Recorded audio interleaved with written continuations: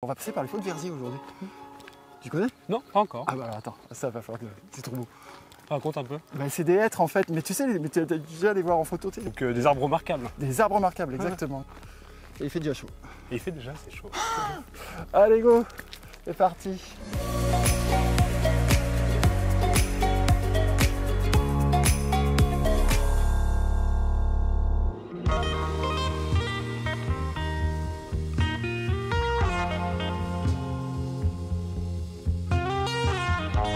Bon, ça va nous rappeler un peu le Beaujolais, là, la Marne. Hein, des vignes aux vignes. des vignes aux vignes, mais des vignes différentes. Ouais, pas pour la même boisson. On est parti de Rilly, Rilly les montagnes. Et on retourne. On va passer par là. Ouais, on retourne à Rilly, c'est une boucle hein, ouais, qu'on fait. La découverte des vignes, hein, d'un océan de vignes d'ailleurs. Il y en a partout.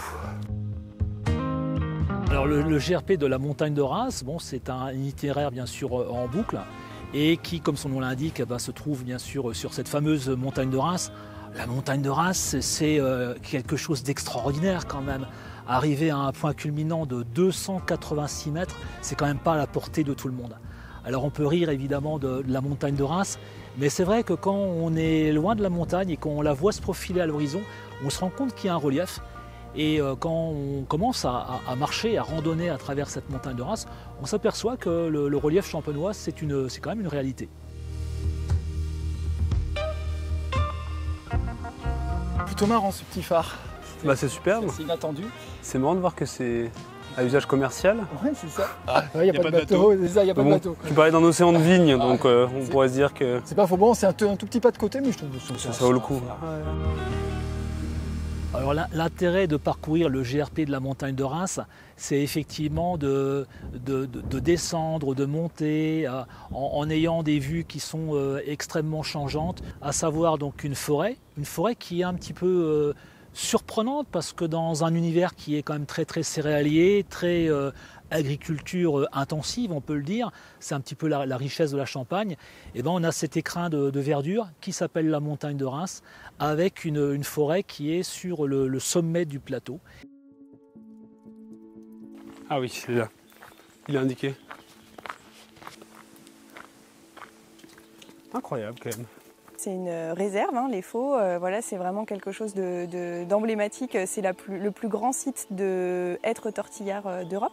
Il y a beaucoup de choses qui sont faites sur ce site-là, entre la gestion et la préservation du site, et puis aussi toute une partie de visite, de communication, d'éducation sur ce secteur. Ah, ça c'est un vrai faux. Ah non, parce que c'est assez rigolo, mais ceux qui sont de plus petite taille, en fait, on les voit pas là en plein été. Ils sont là qu'on comprend, voilà, le côté tortillard du hêtre.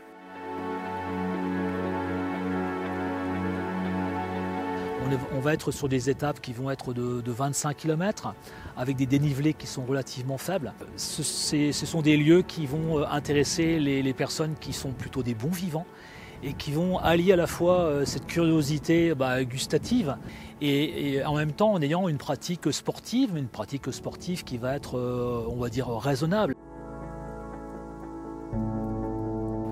Bon bah voilà, Mutigny avec sa jolie église Saint-Martin. C'est vrai que le panorama est plutôt sympa là. Le point de vue est magnifique. Et c'est aussi un site patrimonial de l'UNESCO. Ah ouais. Coteaux, maisons et caves de Champagne. Ah.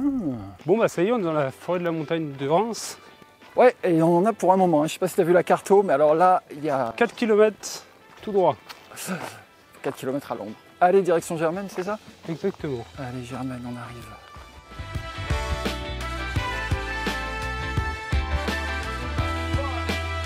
Ici, on est sur le territoire du parc naturel régional de la montagne de Reims. Donc c'est un parc qui a été créé en 1976 et qui a eu pour vocation de reconnaître le caractère exceptionnel du triptyque paysager qu'on a sur le territoire. Donc le plateau forestier, les coteaux viticoles et puis la plaine plutôt agricole au pied des coteaux. Et l'idée était de vraiment préserver un patrimoine local puisque la montagne de Reims culmine à quelques centaines de mètres et que tout autour on est vraiment sur la plaine de Champagne, quoi.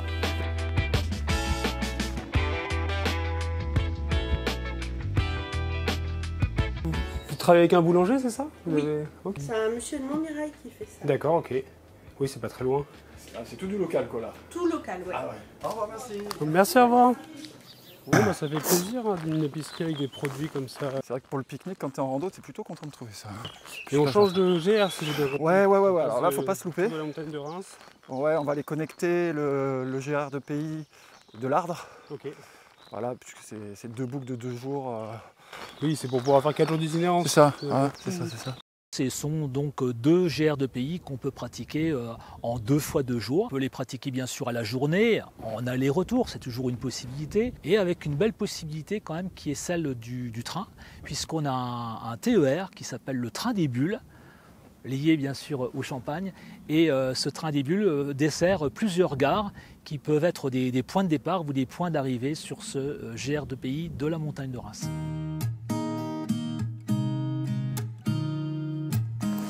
Très bien là.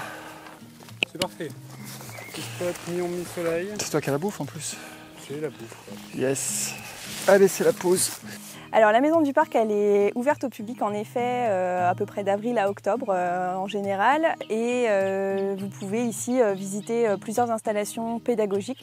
On a toute une gestion différenciée sur les herbes pour voir les orchidées pousser. On a un verger conservatoire avec les essences, les variétés locales fruitières.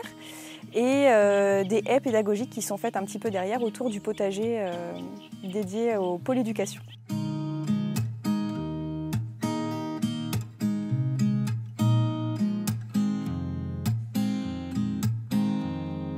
J'imagine qu'on a quand même l'autoroute parallèle, qu'on voit pas, et qu'on sent qu'on est dans 2 rythmes différents. Là. C'est 2 voies, 2 ambiances. Le rythme des randonneurs et le rythme des voitures.